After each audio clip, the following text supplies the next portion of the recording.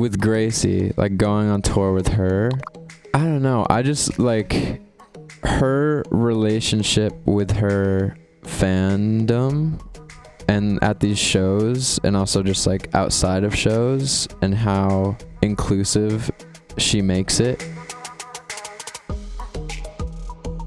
We're at the Audacy Soundspace at the Hard Rock Hotel, New York. This is your check-in with Role Model. And I was kind of leading up to this before we got on camera, but you and I, both New Englanders. Yes. Born and raised in Maine, right? Yes.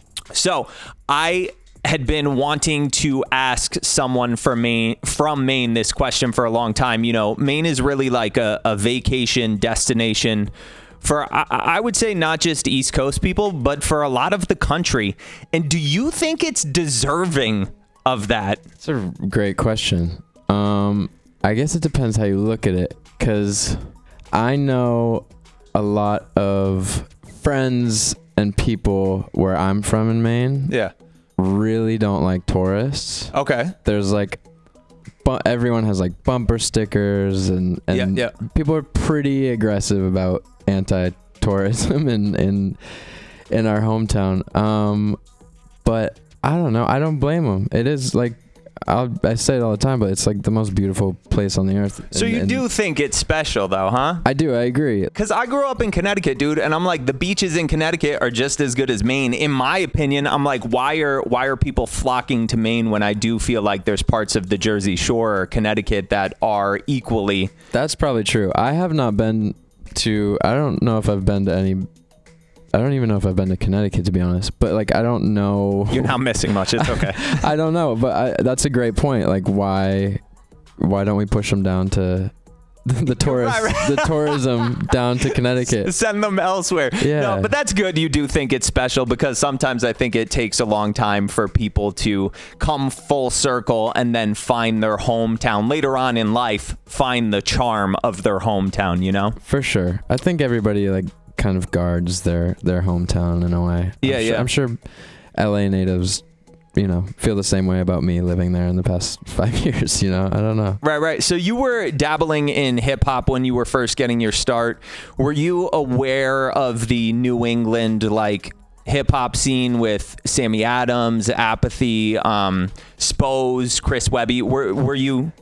That's funny. Spose was like our superstar, I think. Right. That was like the one person from Maine who was like on the radio, who had like a hit, a big YouTube like music video. Like I feel like, I just remember me and my friends would run into him throughout our like high school and teen years, and would just like die and like roll the windows down and like scream and be like, Spose, I love you. And he was like a massive celebrity to us, which is so funny. He I guess that is like a Maine legend. And Sammy Adams, I don't know where he's from.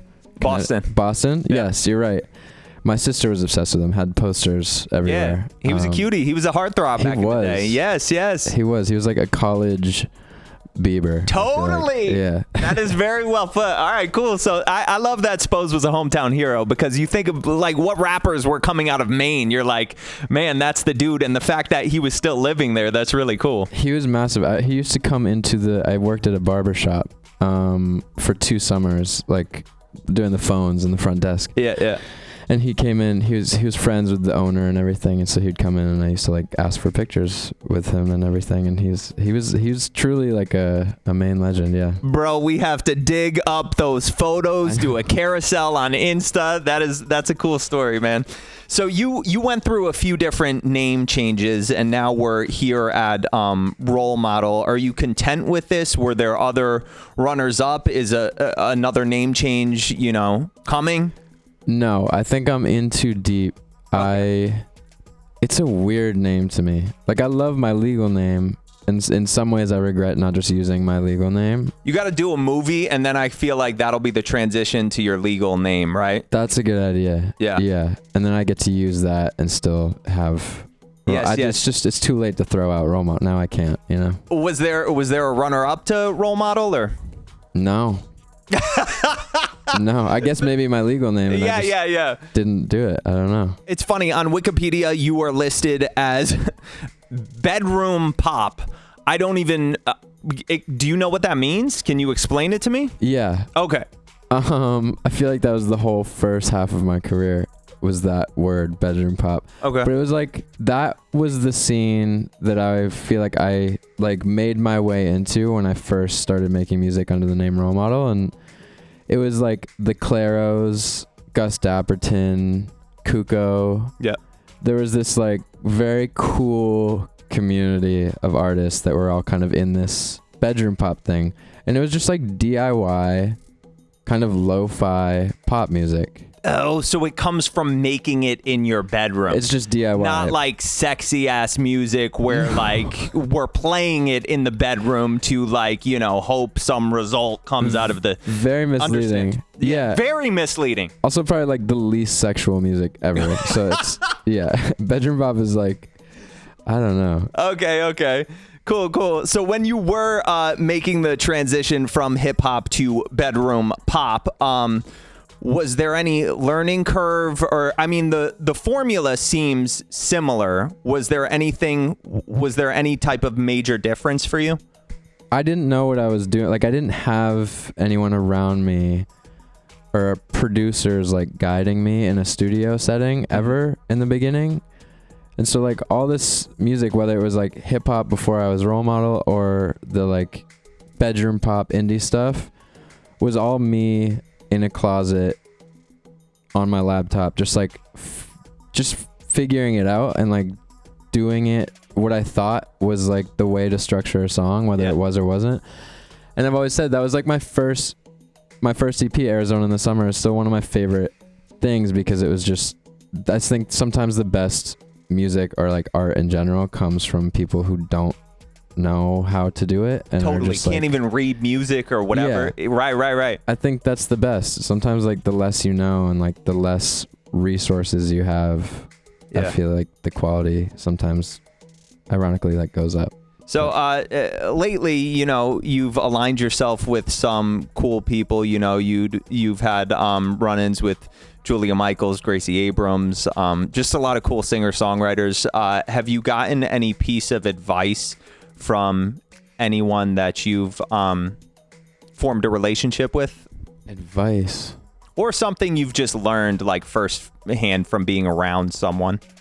With Gracie, like going on tour with her, I don't know. I just like her relationship with her fandom and at these shows and also just like outside of shows and how inclusive she makes it was something that I guess I kind of took notes on a little bit. Just getting to see her perform every night while I was on tour with her was like, yeah, I think I took like mental notes of just how she makes everyone like feel seen at her shows, no matter how big the venue is, or how many people there are. She makes everyone feel seen and like heard at her shows, and I think that's a very cool thing to take note of for me and my own shows. Two things before we wrap. I actually just thought of this one. What's the best lobster roll you've had? So I don't eat. Wait, do you do it cold or hot? I don't do it at all. I don't eat seafood. We should end it right here. We should. I don't eat seafood. I'm sorry. Ever? No, I've never. I got to get your mom in here and ask her that question. So that brings me to my second question. Okay. Up to this point in your career, what moment do you think your mom is most proud of?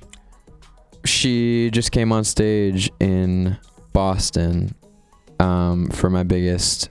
It was the last show of tour, but it was also happened to be like my biggest headline, and it was like technically a hometown show, and she came on stage for that and we made her Sally at the end of the show, and I think that was like a very cool moment, not just for her to see of me. It was like a cool thing to have together now, and she can, it's more of like a memory thing, I think, that she's proud of. Sure.